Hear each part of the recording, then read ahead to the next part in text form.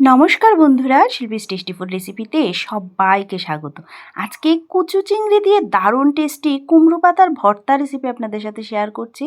তো চলুন দেখে নেই রেসিপিটা। তার জন্য কুমড়ো পাতাগুলো ভালো করে ধুয়ে নিয়েছি। এবার এগুলোকে আমি গরম জল দিয়ে দিচ্ছি। গরম জলে এগুলোকে ভিজিয়ে রেখে দেবো, তারপর কুমড়ো পাতাগুলো একদম নরম হয়ে যাবে।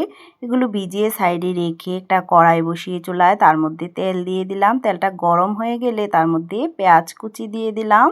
একটা মিডিয়াম সাইজের পেঁয়াজকে কুচি করে নিয়েছি। পেঁয়াজটাকে হালকা করে ভেজে নেব। পেঁয়াজটা একটু ভাজা হয়ে গেলে তার মধ্যে আমি চিংড়ি দিয়ে দিচ্ছি। আমি এখানে কুচু চিংড়ি নিয়েছি, আপনারা চাইলে বড় চিংড়িও দিতে পারেন 3-4টে। তার মধ্যে পরিমাণ মতো নুন আর হলুদ গুঁড়ো দিয়ে দিলাম। এবার এগুলোকে আরেকটু ভেজে নিচ্ছি। একবার আমার মতো করে এই ভর্তাটা ট্রাই করে দেখবেন। আশা করি আমার আজকের রেসিপিটা আপনাদের কাছে খুবই ভালো লাগবে। তার মধ্যে 4-5টে কাঁচা লঙ্কা আর 5-6 কোয়া রসুন দিয়ে দিলাম। এবার সব কিছুকে আরেকবার নাড়িয়ে একটু ভাজা ভাজা করে নিচ্ছি। এগুলো ভাজা ভাজা হয়ে গেছে, নামিয়ে নেব।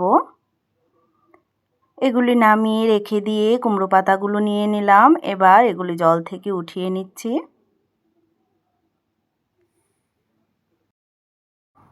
জলটা ভালো করে নিংড়ে কুমড়ো পাতাগুলো উঠিয়ে নিলাম। এবার এগুলোকে আমি কুচি কুচি করে কেটে নেব।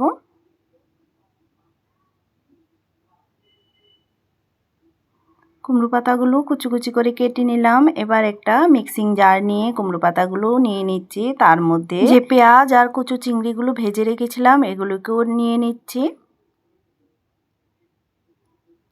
এবার এগুলোকে আমি পেস্ট করে নেব। এগুলো পেস্ট করে সাইডে রেখে দিয়ে কড়াইয়ে 1 চামচের মতো তেল দিয়ে দিলাম। তার মধ্যে একটা শুকনো লঙ্কাকে কেটে দিয়ে দিচ্ছি। তাতে দিয়ে দিচ্ছি সামান্য একটু কালো জিরে। এবার তার মধ্যে আমি পেঁয়াজটাকে ঢেলে দিচ্ছি। পেঁয়াজটাকে ঢেলে দিয়ে মিশিয়ে নেব।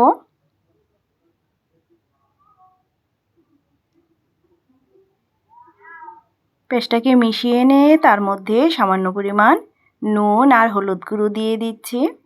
নুনটা আপনারা বুঝে দেবেন। নুন আমি চিংড়ি পেঁয়াজ ভাজার সময়ও দিয়েছিলাম, তাই এখানে অল্প পরিমাণে নুন দিয়েছি।